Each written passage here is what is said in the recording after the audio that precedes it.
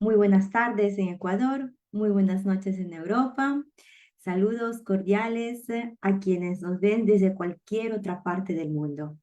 Enlace Latinoamericano Europeo le da la bienvenida a un nuevo episodio de nuestro programa. Gracias por seguirnos, gracias por compartir nuestros mensajes en las diferentes plataformas de Internet y gracias a todos los voluntarios que permiten llevar adelante el programa de Enlace Latinoamericano Europeo. Mi nombre es María Calle y los saludo desde Italia. Bienvenidas y bienvenidos. Hoy contamos nuevamente en nuestro espacio con René Ramírez. Él es académico, investigador y político.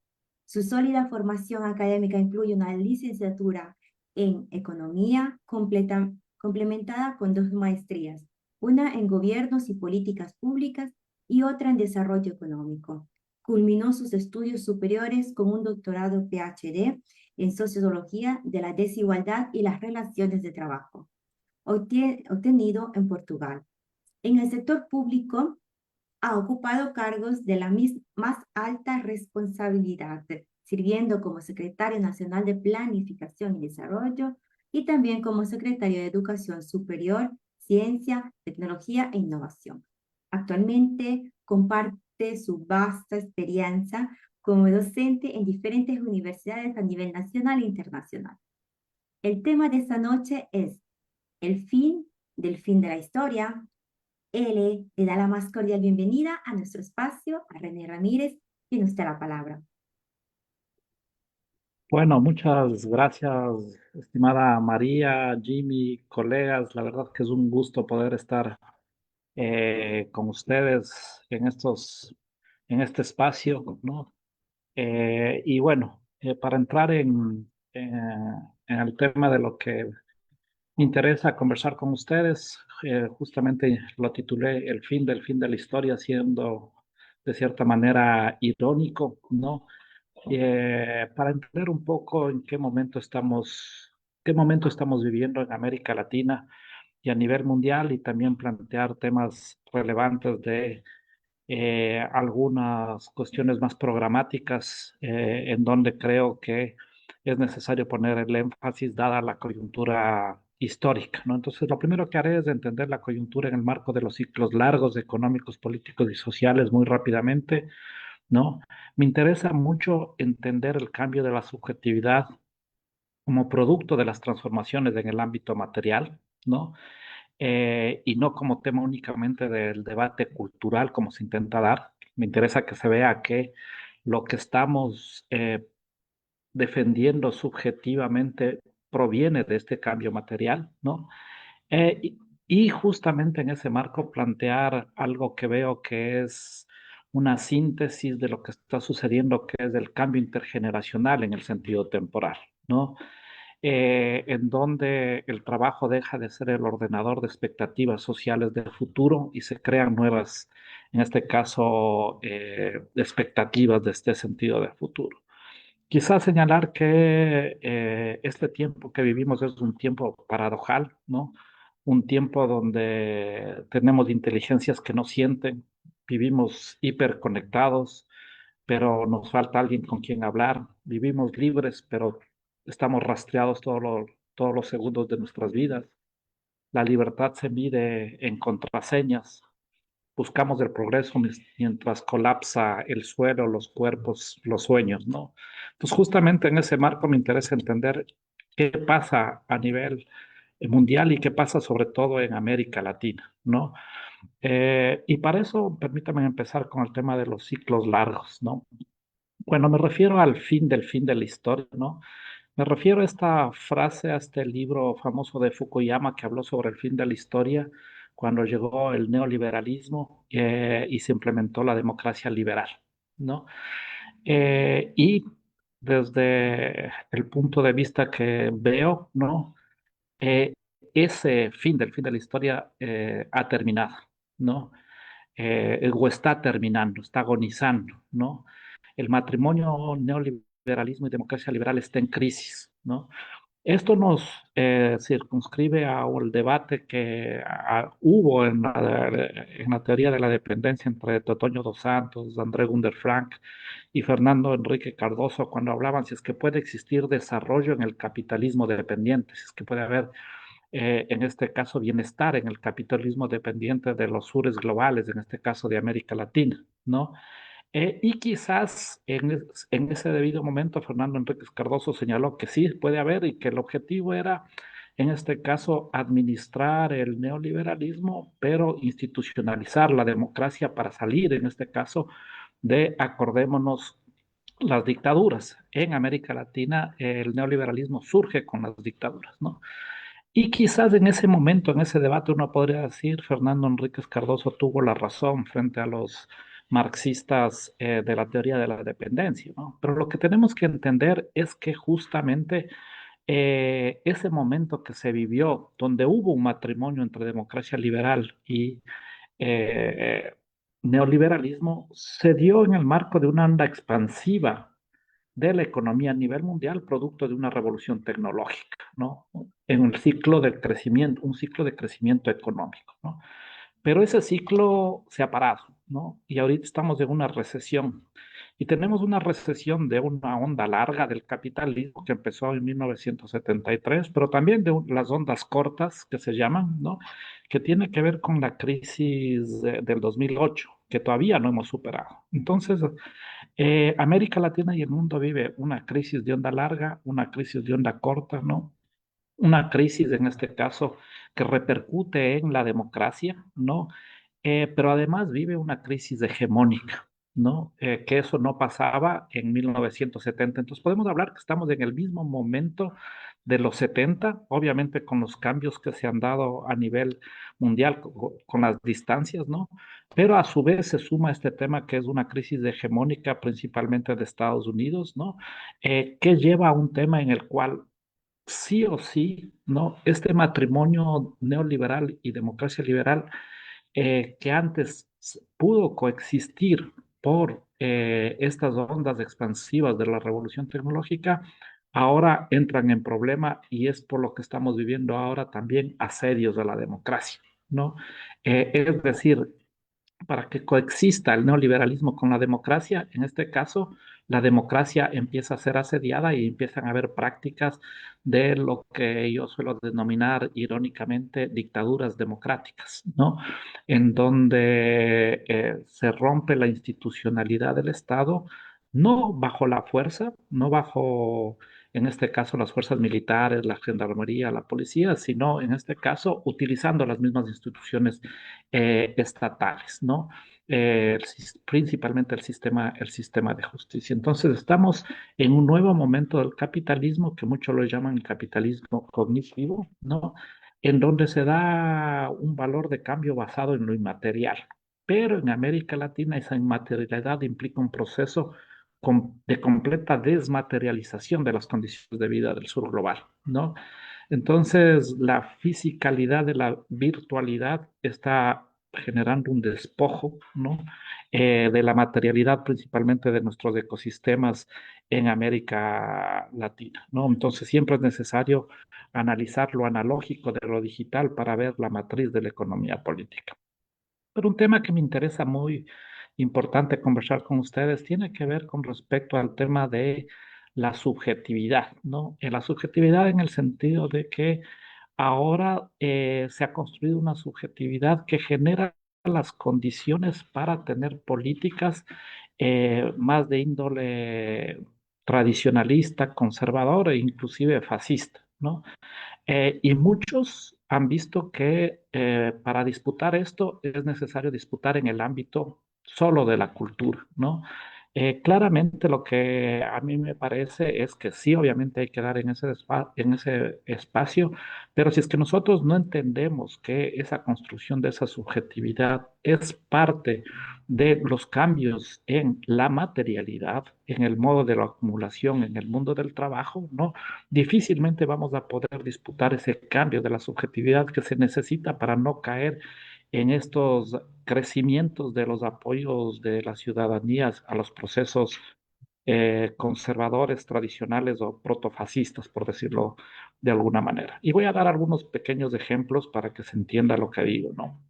Eh, el primero es que esta transición del capitalismo industrial al capitalismo cognitivo es necesario leerla en América Latina desde sus propias condiciones, ¿no? Y es lo que yo he llamado que América Latina vive esta transición del capitalismo a un narco-neoliberalismo digital autoritario, ¿no? Basado en una profunda desigualdad que genera una profunda violencia, que no es lo mismo lo que sucede a nivel del norte, ¿no? Que no tiene las mismas características, ¿no? Y eso me parece importante señalar, ¿no?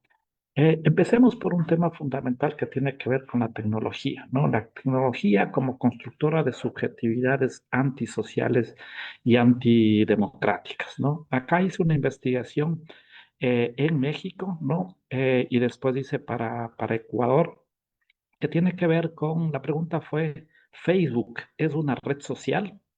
¿No?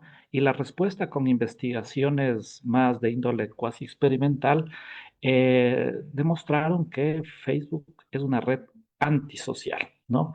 Que genera individualidades y soledades concurridas, por decirlo así, ¿no? Y las personas más individualistas y más solas, a su vez, consumen más Facebook, ¿no? Entonces es importante señalar, pongo este ejemplo para que se entienda que el problema no es únicamente el contenido de las redes sociales. El problema es la misma tecnología la que genera esa subjetividad, ¿no? Porque tanto Twitter como X, como TikTok, etcétera, etcétera, como Facebook, tienen una lógica tecnológica intrínseca que está generando un tipo de subjetividad que es completamente antisocial y completamente antidemocrática. Entonces, no es suficiente con dar la batalla en el contenido de esas redes, ¿no? Es necesario pensar la tecnología que necesitamos que rompan con ese esquema que es profundamente antisocial, anticolectivo, antidemocrático, ¿no? Y esto también nos lleva a que en el marco del proceso de desindustrialización que vive América Latina, ¿no? Nosotros hemos visto que esa salida del mercado laboral de muchos compatriotas latinoamericanos es cooptado, pues asimilado por el capitalismo de plataforma, ¿no? En donde se da un proceso que yo le llamo una autoexplotación en el tiempo Netflix del capitalismo de plataforma, ¿no? Y aquí se genera un tema de competencias entre pauperizados, que es otra de las características de nuestra época, ¿no? Frente a la lucha de clases que existía antes, ahora el problema es el vecino, ¿no? Es una lucha de pobres contra pobres, ¿no? Y pensemos esto como esta transición capitalista ayuda a que se concretice esta mirada sobre la sociedad, ¿no? Si es que nosotros vemos, por ejemplo, la plataforma Uber, ¿no? Uber, es difícil que se den sindicatos de Uber, aunque cada vez existe más, ¿no? Menos en el sur global, ¿no? Pero si es que quieren hacer una manifestación, ¿dónde está el capitalista para hacer esa manifestación? ¿No? Se dirigen a un app del celular, ¿no? Y más bien el problema que se suele empezar a ver es que el problema para los uberistas son los taxistas y para los taxistas los uberistas, ¿no? Estoy poniendo esto como un ejemplo, ¿no? En el cual este tiempo Netflix que se cree que existe, que es autónomo, implican procesos de autoexplotación. Existe mucha investigación al respecto donde las personas que trabajan en estas plataformas tienen mucho más tiempo de trabajo, trabajan 7 días a la semana, 6 días a la semana, 14 horas, ¿no? Y no necesariamente tienen esa flexibilidad del tiempo porque está muy ligado al algoritmo, lo que genera ese tiempo de dónde tienen que realmente trabajar, en qué horas tienen que trabajar. Entonces acá también estamos viendo que el cambio en este capitalismo te genera otras condiciones sociales que resultan significativas para poder, en este caso, construir esa subjetividad. El otro caso, para que se entienda el tema de la materialidad, cómo configura la subjetividad, tiene que ver con respecto a la expansión de la industria del narcotráfico, ¿no? La guerra interna, y eso en Ecuador lo sabemos mucho más, ¿no?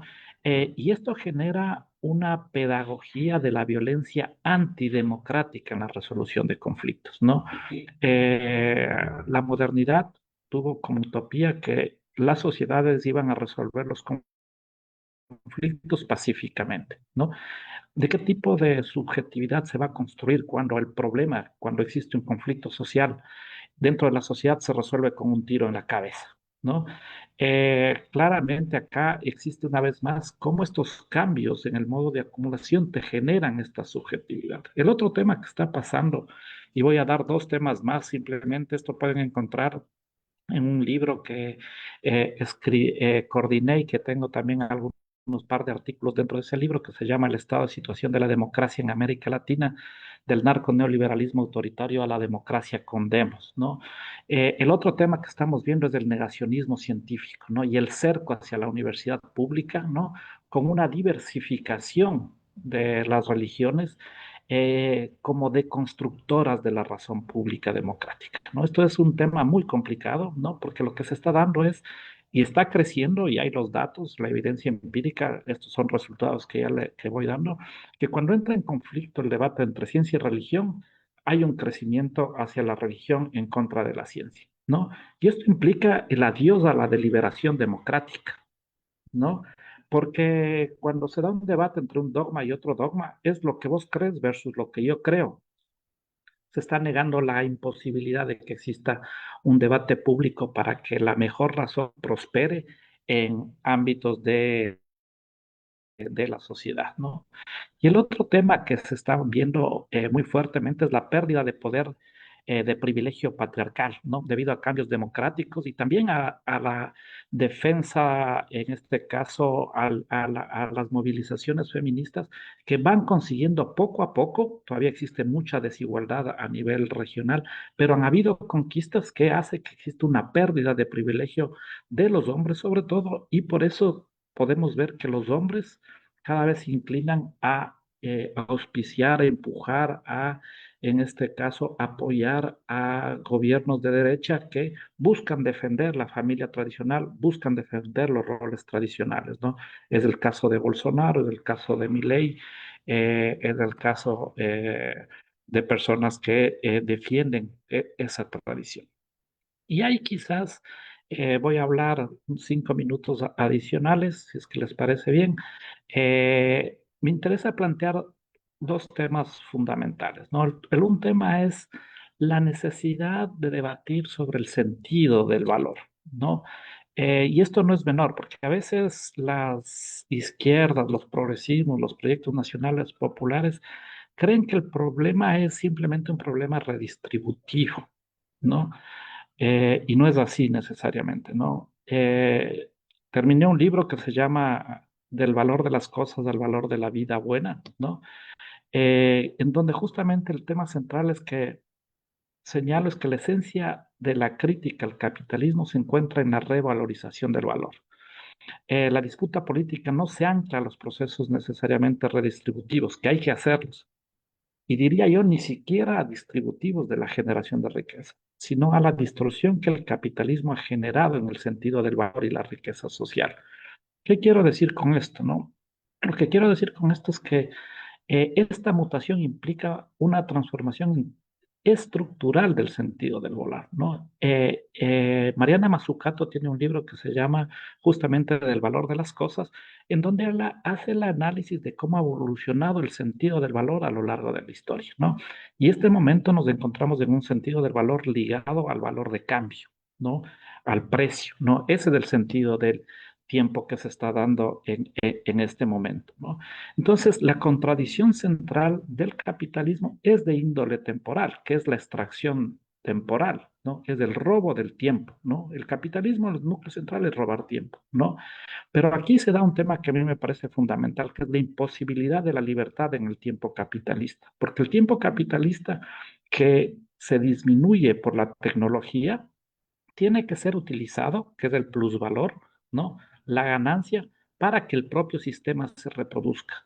Entonces, el sistema capitalista encierra en sí mismo la imposibilidad de la libertad, ¿no?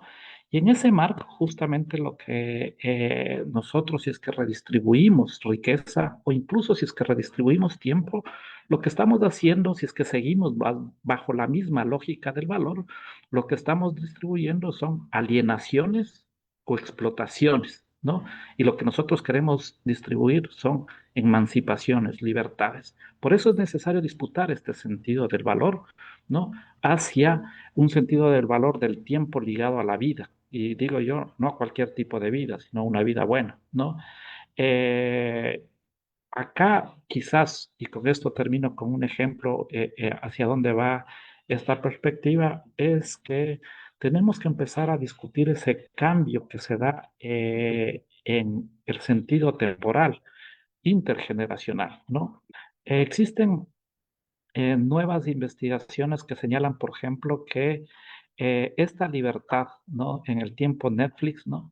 En un estudio de la UCLA señala que los jóvenes de entre 18 y 30 años, ¿no? El 38% reportó que no ha tenido relaciones sexuales en los últimos años.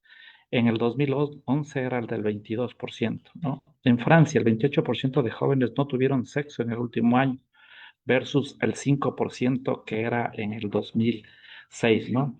Entonces, hay evidencia fuerte que este tipo de relaciones en el modo de acumulación están generando cambios en las subjetividades de las poblaciones, ¿no?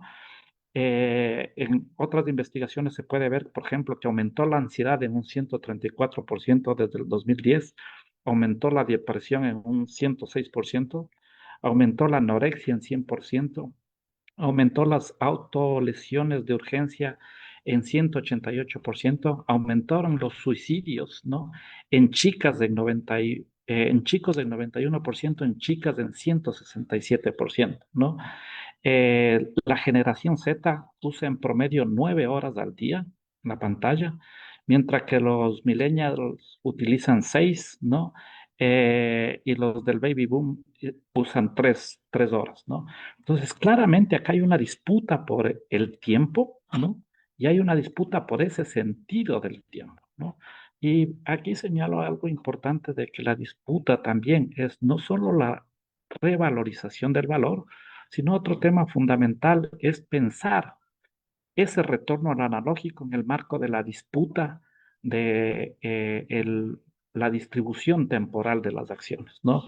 Acá vale la pena señalar, parece ser que la revolución no va a venir con wifi, sino con piel, ¿no? Menos scroll, más piel, menos notificaciones, más respiración, porque si seguimos así, la única intimidad será con la pantalla que ilumina nuestros insomnios, ¿no?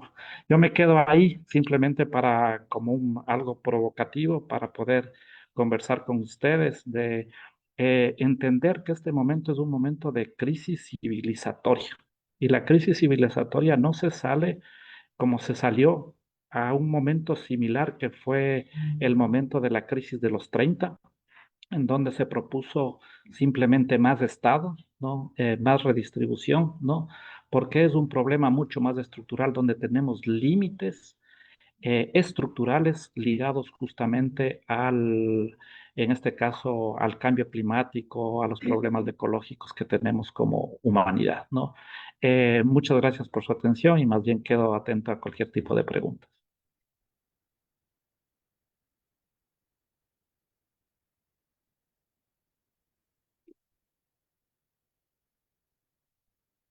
No escucho nada, Jimmy, estás muteado.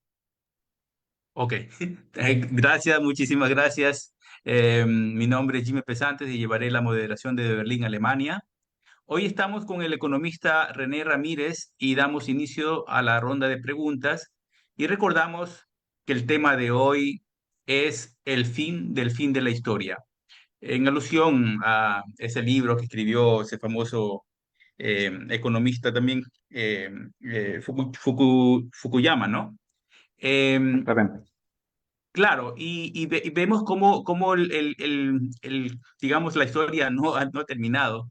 Se la sigue escribiendo y se la sigue escribiendo con padecimiento de mucha gente, eh, incluso con peligro de que la humanidad entera pueda perecer en una posible guerra nuclear que también ya digamos, de alguna manera se nota, pero tenemos que conservar digamos, también el entusiasmo. Nos preocupa como ecuatorianos que digamos, de la terminología, de la sociología, de la política, eh, de alguna manera se considere qué sucede a nivel de Ecuador, no digamos, en esto del concepto del fin de la historia. Si realmente en este contexto actual del país estamos viviendo un colapso o una reconfiguración de fuerzas que de alguna manera está implicado lo que sucede en el mundo también.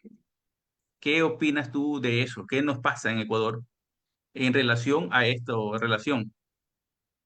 Bueno, claramente uno de los temas principales que me parece es necesario analizar, que en estos ciclos del capitalismo, ¿no? No es lo mismo lo que sucede en el norte global de lo que sucede en el sur global, ¿no? Y la recomposición de las tasas de ganancia en América Latina se dan bajo otros mecanismos, ¿no? Y uno de los mecanismos que se está dando en este momento, esta recuperación de la tasa de ganancia, tiene que ver con la importancia, la relevancia de la industria del narcotráfico, ¿no? ¿Y por qué digo esto? Porque hay un cambio geopolítico muy relevante en la industria de la droga en América Latina, sobre todo cuando entra el fentanilo en Estados Unidos, ¿no? Se deja de consumir cocaína como una droga importante, no es que se deja, sino que disminuye y entra el fentanilo a ser la droga principal, ¿no? Y sube Petro, en este caso, a ser presidente, y el corredor que era Colombia-México se desplaza hacia el sur, ¿no? Estados Unidos ahí necesita tener un aliado estratégico como lo fue Colombia, ¿no? Y pasa a ser en este caso Ecuador, ¿no? No podemos nosotros desvincular lo que pasa en la economía regional sin tomar en cuenta el tema del narcotráfico, siendo ahora uno de los epicentros logísticos de Ecuador, ¿no?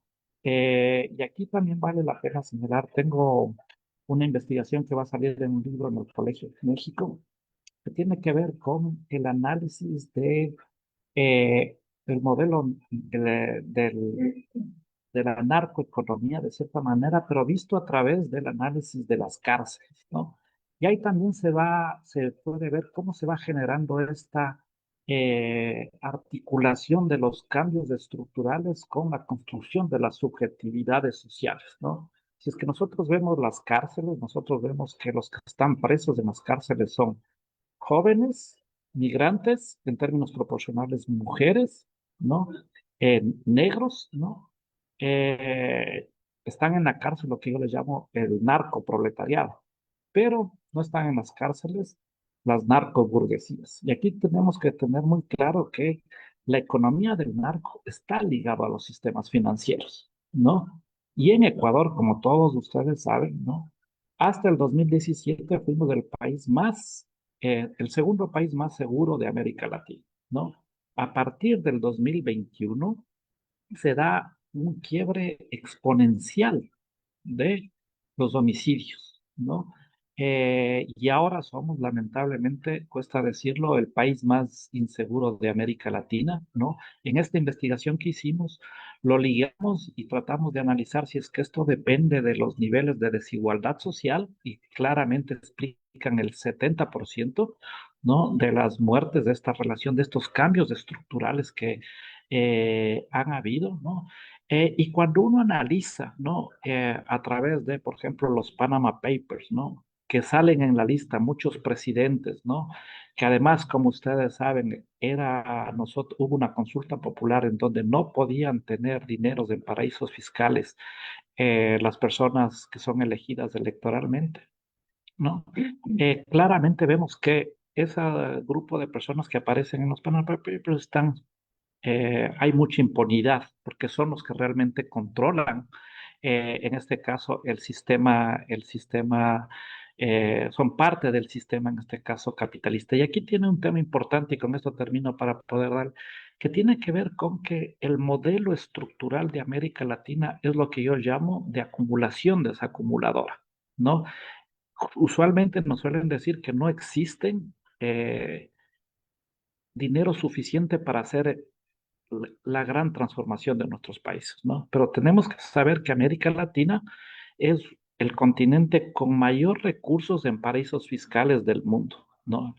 Alrededor de un 30%. Ecuador tiene un 27%, ¿no? Entonces, no es que no existan recursos, lo que tenemos es una burguesía y una oligarquía apátrida, ¿no? Que realiza el capital afuera, ¿no? No como en otros países del capital, ustedes están en Europa, en donde los capitalistas saben que necesitan, que tienen que mejorar la demanda y reinvierten el capital dentro de sus propios países, ¿no? Acá lo que hay es un proceso de despojo, ¿no? De recursos naturales, de trabajo, de todo. Y ese capital van a terminar en paraísos fiscales y se realizan en el marco del sistema capitalista. Entonces el problema es un problema estructural del modo de acumulación con este cambio, en esta transición que se está dando, en donde en el caso de Ecuador, y esto se está surificando hacia el resto de América Latina, ¿no? De la importancia de la industria del narcotráfico como parte de un sistema que está en crisis, en este caso el capitalismo. Perdón, me extendí mucho en la respuesta. No, perfecto, perfecto. Tenemos una pregunta desde Italia, María Calle, por favor, tu micrófono. Y buenas noches, muchísimas gracias por estar en nuestro espacio nuevamente. Eh, es que ese punto de vista del capitalismo que usted tocó por último, que dice que se está quebrantando, y que pero nosotros ahora, sobre todo cuando habló en su exposición sobre el tema de las redes sociales y obviamente de todas las plataformas, en estos casos de social network, tuvimos aquí en Italia, no ir tan lejos, a Elon Musk, sí, bueno, disculpen, a Bezos, que prácticamente había alquilado completamente una ciudad, una de las ciudades de un patrimonio cultural muy importante a nivel mundial, ni siquiera a nivel europeo, propio a nivel mundial, donde, ¿Cuál? donde ¿Qué hubieron ciudad, perdón? Venecia. A Él, Venecia. para su matrimonio, para su segundo matrimonio, Wow. antiguamente Venecia, no sé si usted lo vino a saber, hubo antes una lucha social porque evitaron de que paralizara completamente porque él había obviamente alquilado todo lo que era de máxima élite, desde los hoteles y todo. Y esa conciencia que se activó aquí en Europa, aquí en Italia, que logró en tal reducir, porque el tiempo era un poquito más dilatado para reservar, ¿cómo es que se llama? Eh, estos nuevos estructuras y todo. Eh, se logró obtener a que en vez de que se han usado estos lugares de cultura a nivel extremadamente capitalista propio, aunque con visibilidad grande, se logró hacer una mínima obtener a decir, no, también tienen que estar, ocupar también las pequeñas empresas y todo esto. Sin embargo, y esta es la doble cara, sin embargo, todavía se sigue tipo delineando en las redes, en todos los bueno, periodistas y todo, documentarios, de que fue el momento de mayor inversión del capitalismo y un mayor evento de economía que se está obteniendo después del capitalismo.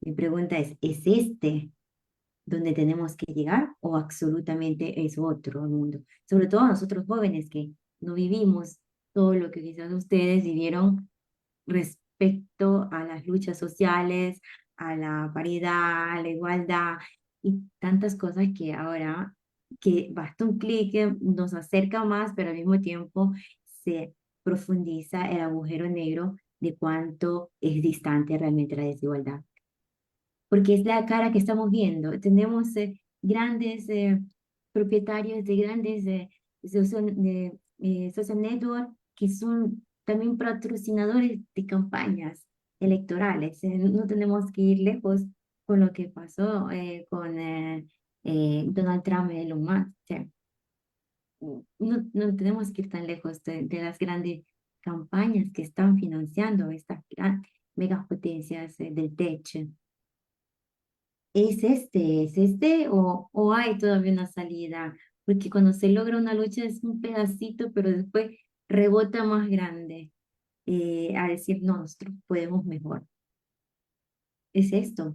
Sí, O sea, lo que tú señalas es un claro ejemplo de lo que pasa a nivel mundial, ¿no? Lo que nosotros estamos viviendo en los ciclos largos, cuando uno ve en los últimos 200 años, es como que un momento de hiperreconcentración de la riqueza en ese 1%, ¿no? Eso lo señala justamente las investigaciones de Piketty, ¿no? En donde el 1% a nivel mundial se lleva alrededor del 30% y el 50% se lleva un 12%. En América Latina es mucho más, es 51, 50. El 1% se lleva el 50% de la riqueza, en tanto que el 50% más pobre apenas tiene el 1% del patrimonio, ¿no? Y la tecnología, ¿no? Termina siendo una falsa utopía, ¿no? Porque lo que hace la tecnología es profundizar las desigualdades, ¿no? Eso existe mucha investigación al respecto, ¿no? Y obviamente cuando uno ve en la posesión de mando de Trump, ¿no? ¿Quién estaba ahí en el frente, ¿no? Sí, sí. Estaban todos los CEOs de las grandes corporaciones, en este caso del capitalismo digital, por decirlo así, ¿no? La propuesta en este caso principal, y esto es importante señalar, porque existe una crisis hegemónica, ¿no? Y en el caso de Estados Unidos, la construcción de su hegemonía estuvo ligado al tener el dólar como moneda de cambio del comercio internacional, el monopolio, ¿no? Y el SWIFT como el mecanismo tecnológico para las plataformas que se den ese intercambio. Eso también está entrando en crisis, ¿no? Y en ese marco, la forma de recuperar, intentar recuperar la hegemonía de Estados Unidos es estar en cooptar nuevamente a través de las criptomonedas, volver a ver si es que puede recuperar eso, ¿no? Y para eso necesita a las grandes corporaciones, en este caso digitales, ¿no? Y esto es importante señalar porque esto implica un nuevo orden mundial, ¿no? En donde Trump justamente en el poco tiempo que ha estado tiene clarísimo que el anterior orden mundial no le es funcional. Y ese es el gran riesgo que nosotros vemos, porque igual para América Latina ese orden mundial no era el mejor, pero era a través de acuerdos mínimos, de cierta manera, que se dieron luego de Bretton Woods, ¿no? Luego de perdón, las guerras mundiales, ¿no? Que implicó en ese sentido, ¿no? Que los estados puedan ponerse de acuerdo. El gran problema que tenemos ahora es que esos acuerdos estatales, vimos lo que pasó entre Ucrania y Rusia, vimos la salida que interpela a la Organización Mundial de la Salud, ¿no? Esos grandes acuerdos ya no son necesariamente estatales, sino son corporativos transnacionales. Entonces, se intenta construir una gobernanza mundial no pública, sino corporativa, privada, transnacional. Y eso es gravísimo, ¿no? Entonces, por eso la necesidad de una rearticulación multipolar, y ahí entran los BRICS como actores importantes, ¿no? Y nosotros en América Latina tendríamos que estar pensando en que la prioridad es América Latina, unirse con América Latina, porque si es que no, claramente esta otra forma de configuración es difícil establecer reglas de juego a las personas que tienen inclusive los satélites o la tecnología para trascender a los espacios regulatorios de los mismos estados, ¿no? Entonces, lo que tú señalas, este ejemplo es un ejemplo de hacia dónde está caminando esta nueva reconfiguración del capitalismo que obviamente sí encuentra las resistencias, ¿no? Las resistencias en diferentes partes, pero es necesario construir ese proyecto alternativo que en este mismo momento parece que no existe y solo somos resistencia, muchas de las veces resistencias creativas que generan propuestas, pero es necesario tener una propuesta articulada para poder dar una batalla estructural. Pero Una pregunta en, solo, ¿qué le falta a la izquierda? ¿Qué le falta a la izquierda? Porque somos mucho más. ¿Qué le falta? A mí me parece que, a ver, si es que nos ponemos muy autocríticos, en el buen sentido, ¿no?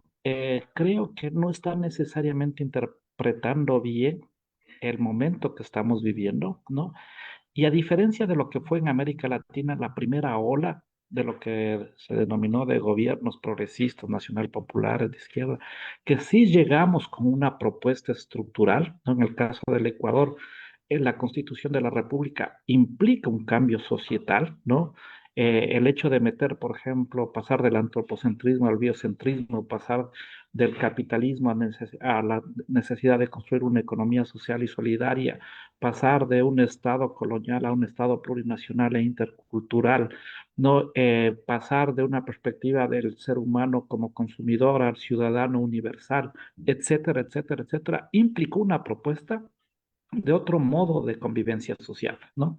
En este momento, mi opinión es que esa propuesta de ese cambio de paradigma, de esa nueva utopías, no existe, ¿no? Justamente por lo que está sucediendo en el mundo, que es un quiebre en todas las esferas, ¿no? En todas las esferas. Y digo yo incluso, ¿y dónde se da el punto de quiebre? Se da en el 2021 con la pandemia, ¿no? Ahí cuando uno analiza el quiebre de los cambios en los sentidos subjetivos, se dan en ese momento y es necesario volver a tener una propuesta que permita articular a las fuerzas sociales con nuevos paradigmas que disputen a esta utopía de la derecha que es la utopía del capitalismo digital, ¿no? Se me viene a la mente la propuesta de Milei, ¿no? La Milei que termina siendo apoyada por muchos jóvenes, que es del anarcocapitalismo, que es la sociedad sin reglas y con plata, supuestamente, ¿no? Cualquiera compraría una cuestión así como compraron acá los jóvenes, viable económicamente y socialmente, ¿no? Una pregunta, nosotros hablamos de esto un poco en Berlín, pero hemos visto, digamos, cómo la sociedad en sí también está de alguna manera destruyéndose, retrocediendo. En el transcurso de la, digamos, de la humanidad han habido avances y retrocesos. Em, y la gente, pero tiene en la cabeza de que siempre va a ir o sea, que eso de avance y regreso significa ir adelantándose porque van mejorándose las tecnologías, pero eso no siempre ha sucedido así. No siempre es que porque digamos, se avanza tecnológicamente, se avanza también socialmente. Y, digamos, el carácter económico también está variando, ¿no? Vemos cómo digamos, el avance de captar, de concentrar capitales a través de la renta es cada vez mayor que a través del rendimiento económico.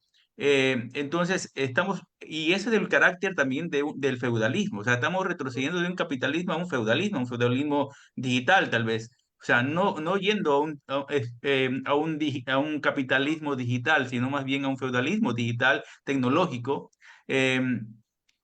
Porque es un retroceso social y un retroceso en las formas económicas de, digamos, de la producción.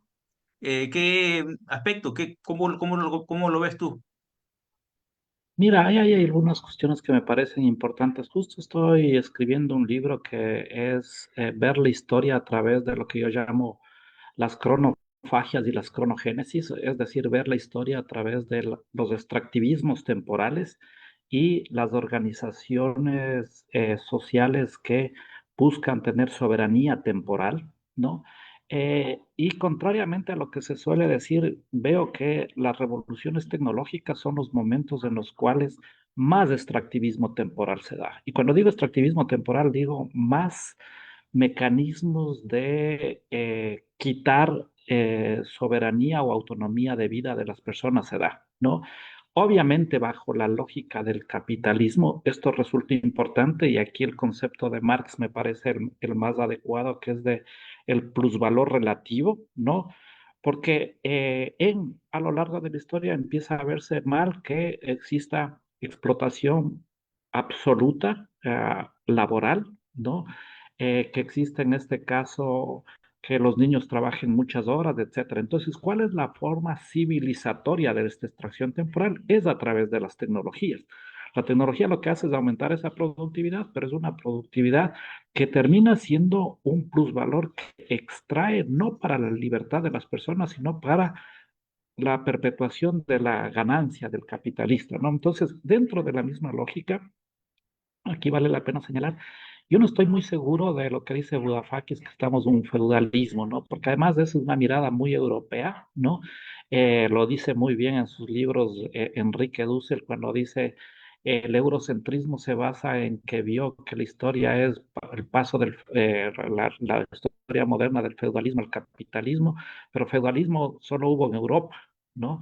Entonces, más bien, yo creo que se está viviendo, hay una crisis del capitalismo, no se logra recuperar y no hay una revolución tecnológica como la última que hubo de los TICs. Unos dicen que va a ser la inteligencia artificial, yo todavía tengo mis dudas que se va a constituir, pero en este caso sí constituye cambios en las subjetividades, ¿no?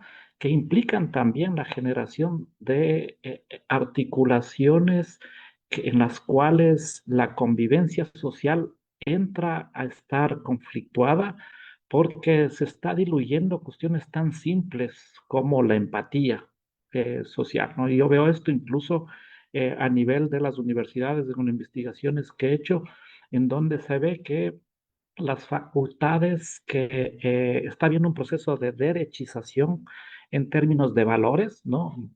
Menos a favor de la igualdad, menos a favor de la democracia, menos a favor de defender los sistemas ecológicos, etcétera, las personas que pasan por la universidad. Y por eso también es necesario empezar a recuperar en las pedagogías universitarias, no poner el centro solo en el tema de la profesionalización, ¿no? Profesionalización además para qué modelo de acumulación, sino también poner en el centro en la construcción de ciudadanos demócratas, porque ahora lo que se está atentando es a la democracia a través de los procesos protofascistas, pero también proponer una articulación de los diferentes disciplinas con el matrimonio con las humanidades y las artes, porque necesitamos volver a aprender a ser empáticos, por decirlo así de alguna manera, ¿no?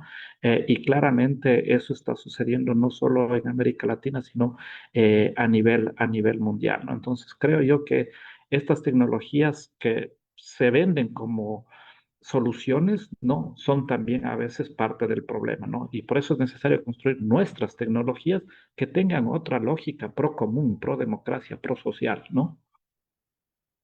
Perfecto. Ahora tenemos una pregunta de César Alberto Bolaños, por favor. Tu pregunta. Buenas noches, René. Buenas noches, compañeros y compañeras. Sí que me gustaría dar mi opinión respecto a tu valiosa conferencia que has dado hoy aquí, porque yo vivo en España y en España sí que se ha logrado muchas conquistas del feminismo, o sea, de la izquierda, ¿no? El feminismo, el ecologismo, el avance social con personas LGTBI, personas con discapacidad, el avance de la izquierda. Ha habido un proceso de avance en España.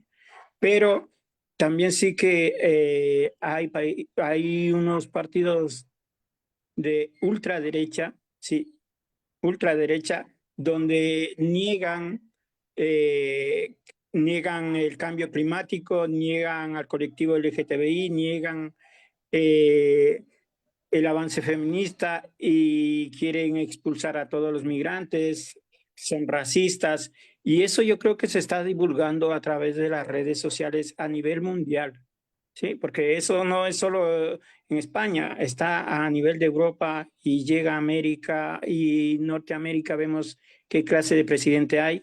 Entonces yo creo que es importante establecer esto. Y mi pregunta sería que, ya que las redes sociales están claramente dirigidas, sí, por gobiernos ultraderechistas ahora mismo, porque son redes como Facebook, como Twitter o X, que tú sabes quién lo lleva.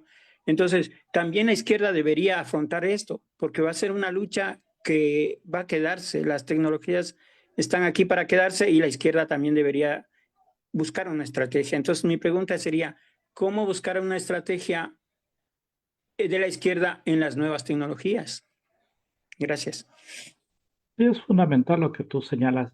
A ver, son dos temas ahí que me parecen importantes. Uno es la lógica interna de la tecnología, ¿no? Y lo otro es, para mí, que es lo relevante, la lógica interna de la expropiación temporal de las tecnologías, ¿no?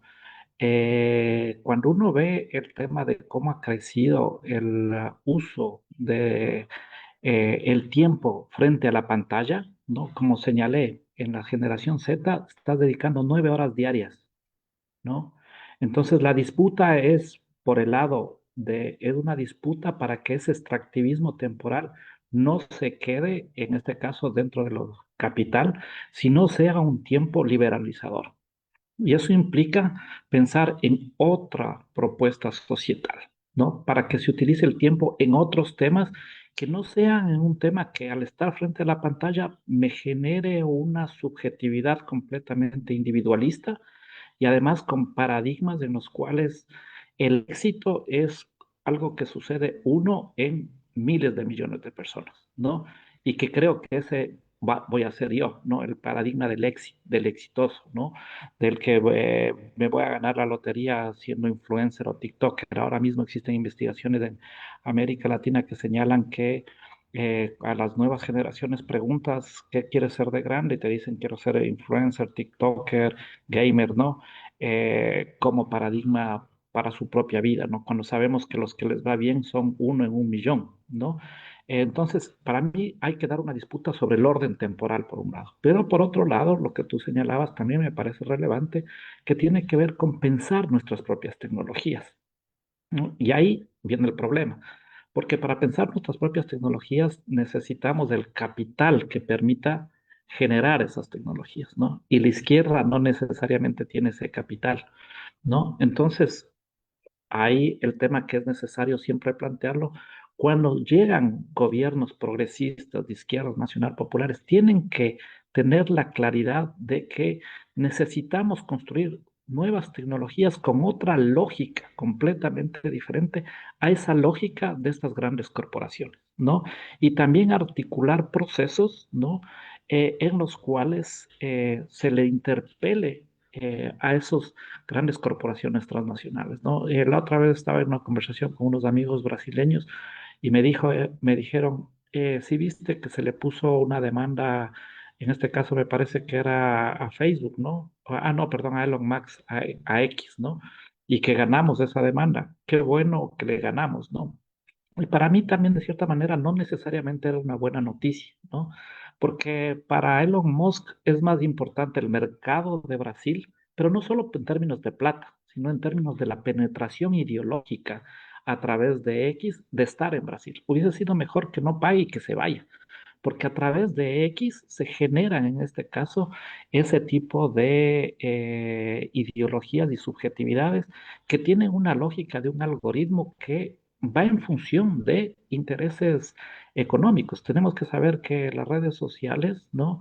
Los algoritmos de las redes sociales es el nuevo tabaco de nuestra era, ¿no?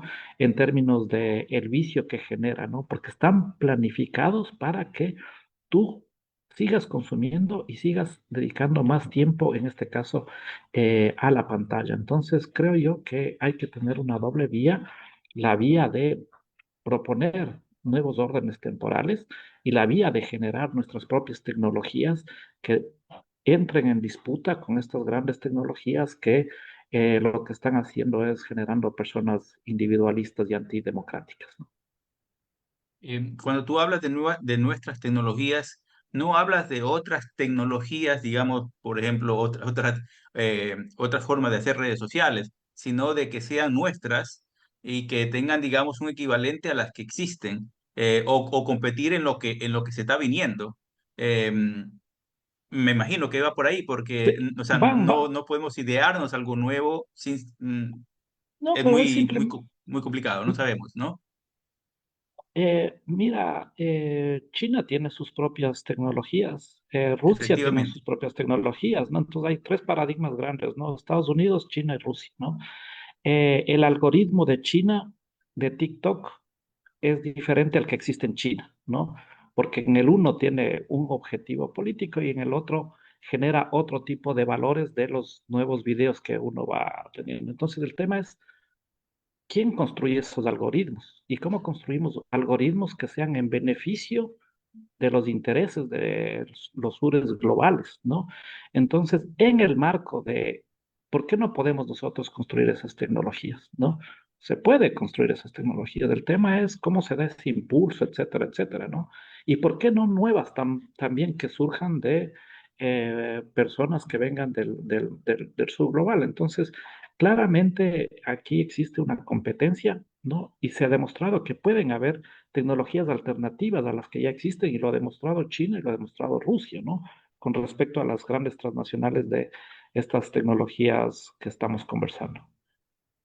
Sí, pero actualmente, digamos, existen dos países prácticamente que se están peleando la tecnología, que es la inteligencia artificial en primera instancia, y que es China y Estados Unidos. O sea, no hay más en este Sí. momento, y se debe principalmente a las enormes cantidades de capital que están detrás de eso.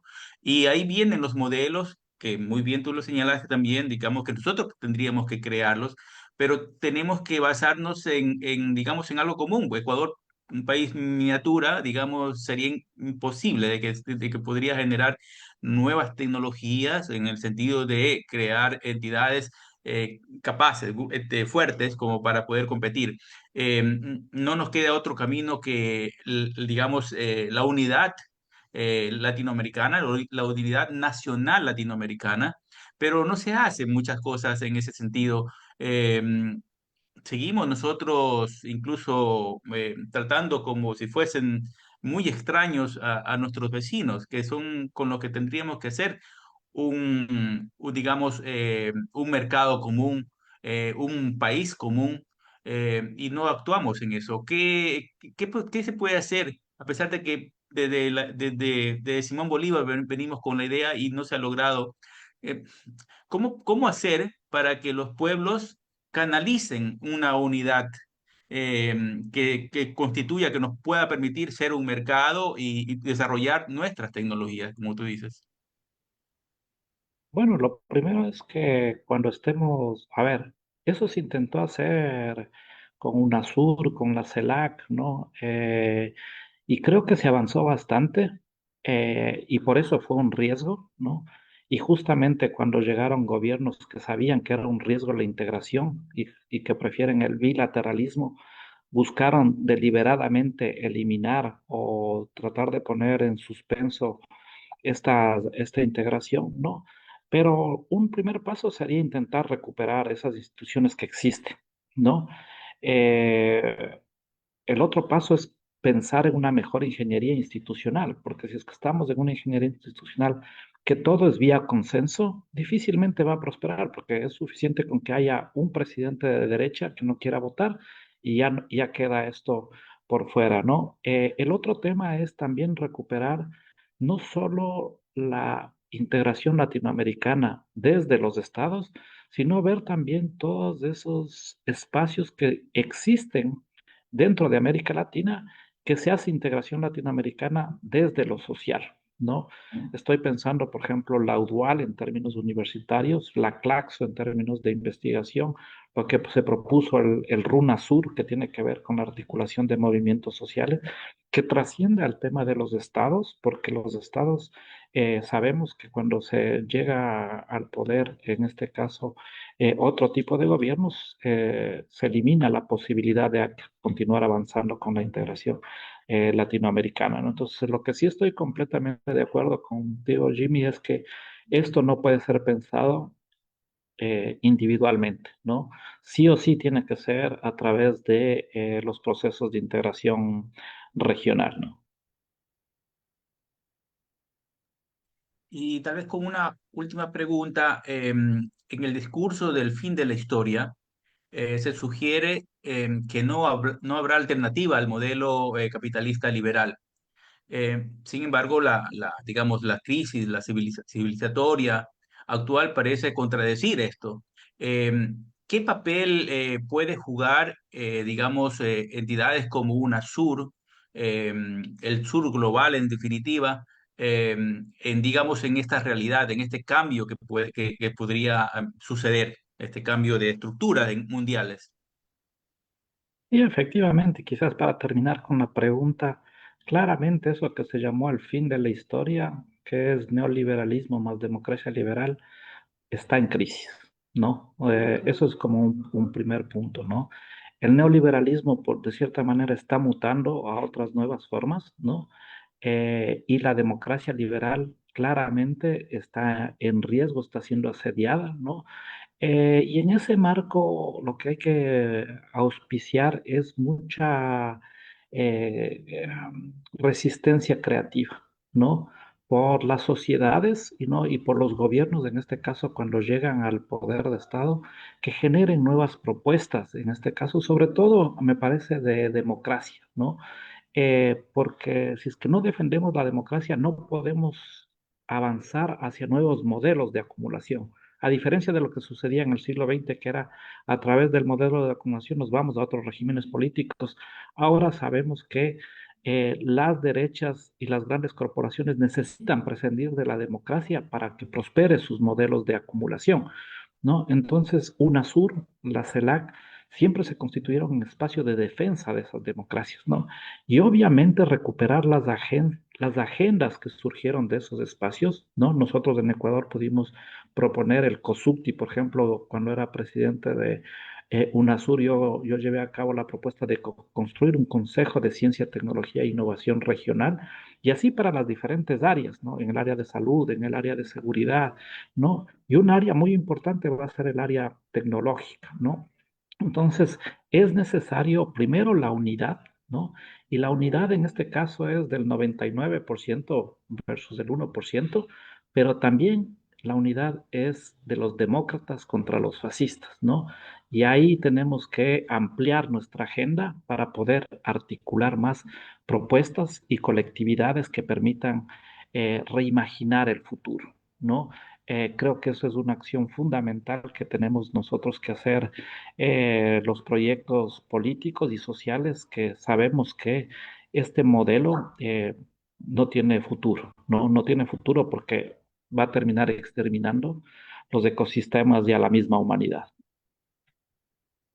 Y tal vez una último mensaje para nuestra audiencia, algo que sea esperanzador desde tu punto de vista. No, o sea, yo estoy convencido de que es un punto de inflexión. Cuando uno hace el análisis histórico, como señalaba, de los términos temporales, ¿no? A toda cronofagia, a toda extracción temporal, a toda extracción de vida, ¿no? Que ha existido a lo largo de la historia, hay una cronogénesis, ¿no?